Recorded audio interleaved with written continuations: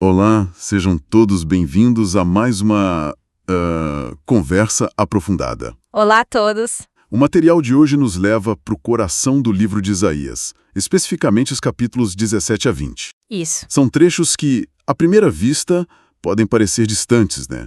Falam de nações antigas, Damasco, Etiópia, Egito. Sim, mas a gente vai ver que as questões levantadas ali são incrivelmente atuais. Muito atuais. Exatamente. E o nosso objetivo hoje, né, é ir bem fundo nesses textos e ver o que a gente consegue tirar de lição prática. Certo. No fundo, todos esses capítulos giram em torno de uma pergunta que é fundamental.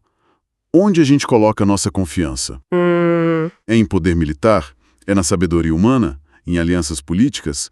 Isaías vai, desconstruir cada uma dessas falsas seguranças. E pra gente fazer isso, a gente vai analisar cada capítulo, né? Isso. Explorando quem essas palavras nos revelam sobre o Criador. Como aplicar, né? Exato. Como aplicar nas conversas e, claro, o que significa para a nossa vida mesmo, para o dia a dia. Então vamos começar com o capítulo 17, que abre com um aviso bem sério para Damasco, a capital da Síria. Isso. E não só para Damasco, também para o seu aliado, Efraim, que aqui representa o reino de Israel. Ah, sim. Eles tinham feito uma aliança militar, sabe, confiando um no outro para se protegerem.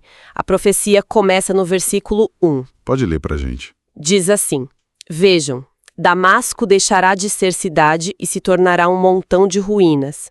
A glória de Jacó diminuirá, só restarão sobras para recolher, como quando se bate a oliveira.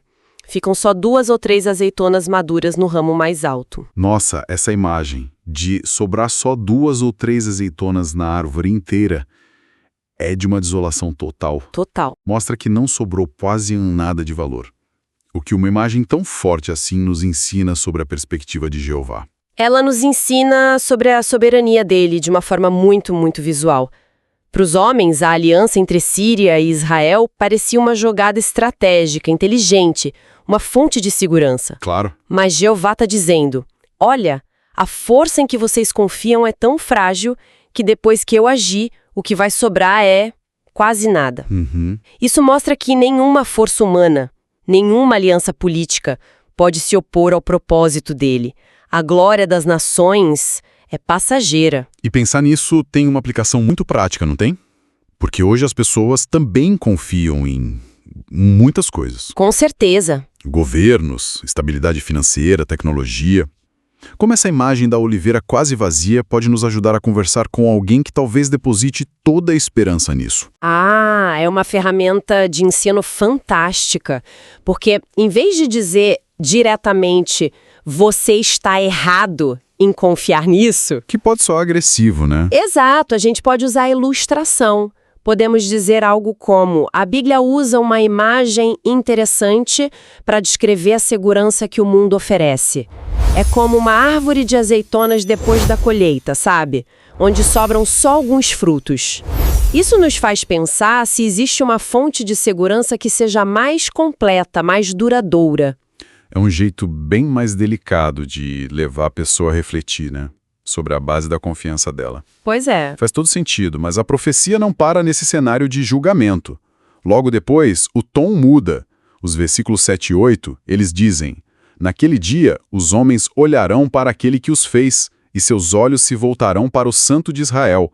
Não olharão para os altares, trabalho das suas mãos. Essa é a virada. É uma virada aí, Canto. É o ponto central. E aqui a gente aprende algo lindo sobre a misericórdia de Jeová. Mesmo ao anunciar o julgamento, ele já aponta para a solução. O objetivo final nunca é a destruição pela destruição, mas sim o arrependimento. Ele quer que as pessoas parem de olhar para ídolos de pedra ou para alianças políticas e olhem para aquele que as fez. É um convite para restaurar o relacionamento. E a profecia explica por que eles chegaram a esse ponto. O versículo 10 é muito direto. Pois você se esqueceu do Deus de sua salvação. Não se lembrou da rocha de sua fortaleza. Isso me faz pensar, esquecer de Deus parece algo drástico. Parece, né? Mas pode acontecer de maneiras bem sutis na nossa vida. Com certeza. Não é que a gente acorda um dia e decide, hoje vou esquecer de Deus. Claro que não. Mas a gente pode, aos pouquinhos, começar a confiar mais na nossa própria capacidade, no nosso planejamento, nos nossos contatos, e a gente deixa de consultar Jeová nas pequenas e grandes decisões. Verdade. Esse texto é um chamado pessoal para a gente se autoexaminar. Minhas decisões hoje refletem que eu me lembro da minha rocha ou eu estou construindo minha segurança em outro lugar? É um convite constante à humildade e à dependência nele. Essa ideia de onde a gente coloca a nossa confiança nos leva direto ao capítulo 18. Exato. A gente sai de Damasco, Israel, e a profecia se volta para o sul, para o que é descrito como a terra do zumbido de insetos alados, que muitos associam à região da Etiópia. Era uma nação forte e imponente na época. Sim, o capítulo descreve essa nação em grande atividade, enviando mensageiros velozes pelos rios. Tem um senso de urgência, de agitação humana. Sim, de correria. Isso, mas o contraste é o que mais chama atenção. Veja o que Jeová diz no versículo 4. Vou ficar tranquilo e olhar para o meu lugar estabelecido, como o calor radiante da luz do sol, como a nuvem de orvalho no tempo quente da colheita. Essa postura de Jeová, de ficar tranquilo e olhar, é fascinante. Num mundo cheio de crises, de pânico, onde todo mundo sente que precisa agir imediatamente. Para ontem, né? Para ontem. E ele demonstra uma calma soberana. O que essa tranquilidade dele nos ensina? Ensina sobre o controle absoluto e a paciência dele. A agitação das nações não o perturba. Ele não reage impulsivamente. Não. Ele observa, como um agricultor experiente que sabe que não adianta colher antes da hora, ele espera o momento perfeito antes da colheita, como diz o texto, e aí ele age, com precisão cirúrgica e no tempo exato. Então o silêncio dele não é indiferença? De forma alguma. Não é inatividade, é paciência estratégica. E essa ideia ajuda a responder uma das perguntas mais difíceis que as pessoas fazem pra gente, não é? Qual? Se Deus existe, por que ele não faz nada a respeito do sofrimento? Ah, sim, com certeza. A gente pode usar essa passagem para explicar que Jeová está sim observando.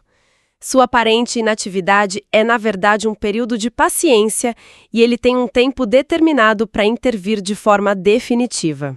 Certo. Assim como o calor do sol e o orvalho são essenciais para amadurecer a colheita, o tempo que ele permite passar também faz parte do propósito.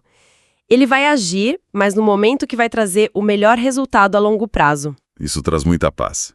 E pessoalmente é um antídoto poderoso contra a ansiedade. Muito. Quando a gente ora sobre um problema e a resposta não vem de imediato, ou quando a gente olha para a situação do mundo e parece que está tudo fora de controle, Dá um desespero, né? dá.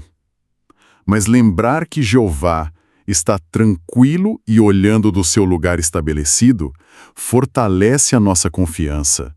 Nos ensina a esperar pelo tempo dele, sabendo que a ação dele vai ser perfeita. Exatamente isso. Combate a nossa necessidade de querer controlar tudo e nos ensina a descansar na soberania dele. Ok. Da calma observadora de Jeová, no capítulo 18, a gente mergulha numa ação direta intensa no capítulo 19, que é todo sobre o Egito. Isso. Uma superpotência da antiguidade, famosa pela sabedoria, pelos deuses, pelo poderio militar. A profecia começa com um desmantelamento total dessa nação. Sim, os primeiros 15 versículos são uma desconstrução impressionante da autoconfiança egípcia. Jeová diz que virá sobre uma nuvem veloz e entrará no Egito. E o resultado é o caos. O caos total. O texto fala de guerra civil, colapso econômico, o rio Nilo secando e, o mais interessante, a sabedoria dos famosos conselheiros do faraó se tornando tolice. Jeová diz que derramou no Egito um espírito de confusão. É como se Jeová estivesse derrubando pilar por pilar daquilo em que o Egito confiava.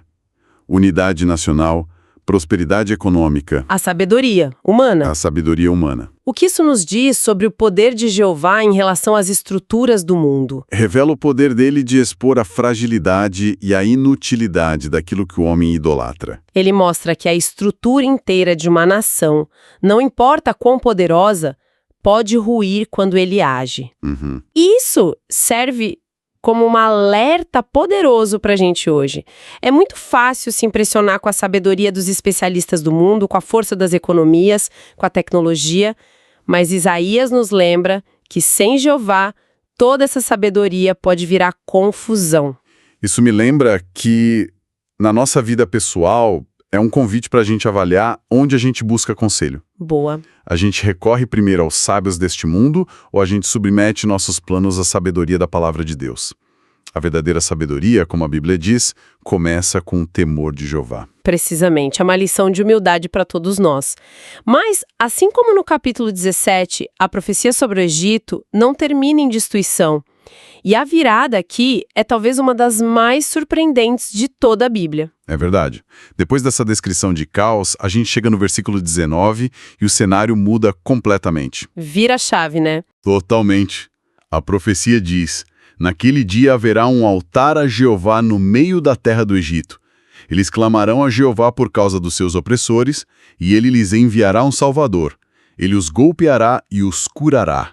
E aí vem a conclusão no versículo 25, que é de tirar o fôlego. É de arrepiar. Bendito seja o meu povo, o Egito, e o trabalho das minhas mãos, a Assíria, e a minha herança, Israel. É simplesmente espetacular. Pensa no contexto. O Egito era um inimigo histórico de Israel. Sim, desde sempre. A Assíria era a potência brutal e opressora da época. E aqui, Jeová os coloca no mesmo patamar de bênção que seu próprio povo da aliança.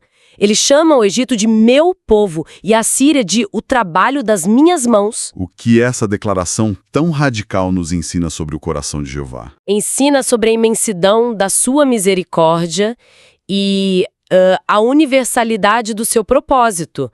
Mostra que o amor e o plano de salvação de Jeová nunca foram restritos a uma única nação, a uma única etnia. Uhum. Ele não só pune, ele deseja curar. Ele quer que pessoas de todas as nações o conheçam e o sirvam. Isso quebra qualquer barreira de nacionalismo, de preconceito. E que mensagem poderosa para levarmos na pregação. A gente vive num mundo tão dividido, né? Por preconceito racial, nacional. Demais. Usar esses versículos pode mostrar que o plano original de Deus sempre foi unir a humanidade sob o governo dele, transformando antigos inimigos numa única família. É a solução definitiva para a desunião que a gente vê. Sem dúvida. E pessoalmente, isso nos desafia a olhar para o nosso próprio coração. Será que a gente tem algum vestígio de preconceito? É uma boa pergunta. A gente vê as pessoas de outras culturas ou origens como Jeová as vê como potenciais membros do seu povo.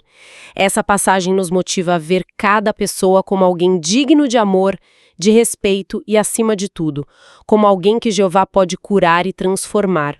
Que pensamento profundo.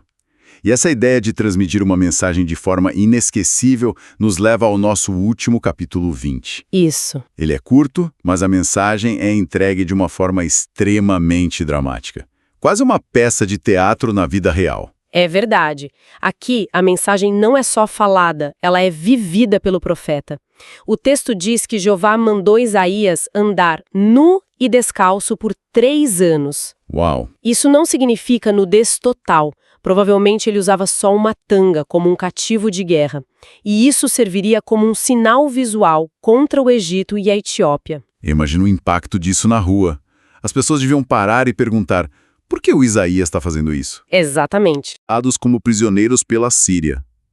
A lição era para o povo de Judá que estava pensando em se aliar a eles. Exatamente. A mensagem era: vejam, é nisso que vocês estão confiando. Numa nação que vai acabar nua, descalça e envergonhada. A ação drástica de Isaías era uma advertência amorosa de Jeová. Um alerta. Um alerta amoroso. Ele não queria que seu povo sofresse a desilusão de confiar em poderes humanos. Ele usou um sinal chocante para transmitir uma mensagem vital de um jeito que ninguém poderia esquecer. E a reação do povo, prevista no final do capítulo, resume tudo. Veja o que aconteceu com aquele em quem colocamos a nossa esperança. Como escaparemos agora? Essa é a pergunta que ecoa até hoje quando os sistemas humanos falham. Sim, e essa é a ponte para a nossa pregação. Quando a gente conversa com alguém que se sente desiludido com a política, com a economia, essa pergunta, como escaparemos agora, é o ponto de partida. É a deixa. A resposta implícita em toda a profecia é voltando-se para o único que oferece segurança real. Mas eu fico pensando no profeta, 3 anos. 3 anos suportando desconforto, olhares, talvez ridículo, para obedecer a uma ordem de Jeová. O exemplo de Isaías é um teste de obediência muito forte para a gente, não é? É um teste enorme e nos faz perguntar até que ponto a gente está disposto a obedecer a Jeová, mesmo quando o que ele pede é difícil, nos torna diferentes ou nos expõe ao ridículo do mundo. A obediência de Isaías não era passiva, era uma pregação ativa, visual. Ele estava disposto a ser um outdoor ambulante da mensagem de Jeová. Isso nos desafia a pensar na nossa própria disposição de ser ousados e diferentes por causa da nossa fé. Uau, que jornada por esses 4 capítulos. A gente passou pela desolação de Damasco, pela calma soberana de Jeová diante da Etiópia, pelo julgamento e a cura surpreendente do Egito. E pelo ato profético de Isaías. Pelo ato profético de Isaías, se a gente pudesse amarrar tudo isso, o tema é inegável, não é? Com certeza. O fio que conecta tudo é o contraste gritante entre a fragilidade de toda forma de segurança humana e a solidez inabalável da confiança em Jeová. Exato. Vimos nações poderosas virarem montões de ruínas, a sabedoria humana se tornar tolice e alianças políticas levarem à vergonha. E do outro lado vimos a promessa de que as pessoas podem olhar para aquele que as fez. Que Jeová observa com calma. Com calma e propósito.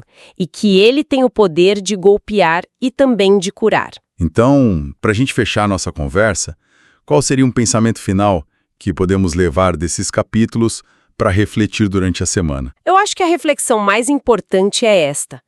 Todas essas profecias nos convidam a fazer uma inspeção nos alicerces da nossa própria vida. Uma autoanálise. Uma autoanálise. Confiar em sistemas humanos, por mais seguros que pareçam, é como construir num terreno instável. A pergunta que Isaías nos deixa é: em quais Egitos ou Assírias modernos nós talvez estejamos depositando pequenas parcelas da nossa esperança, às vezes sem nem perceber? Pode ser uma carreira, uma ideologia. Segurança financeira. A questão a se ponderar é: como podemos ativamente, todos os dias, transferir essa confiança para a única rocha que a história prova que nunca jamais falhará?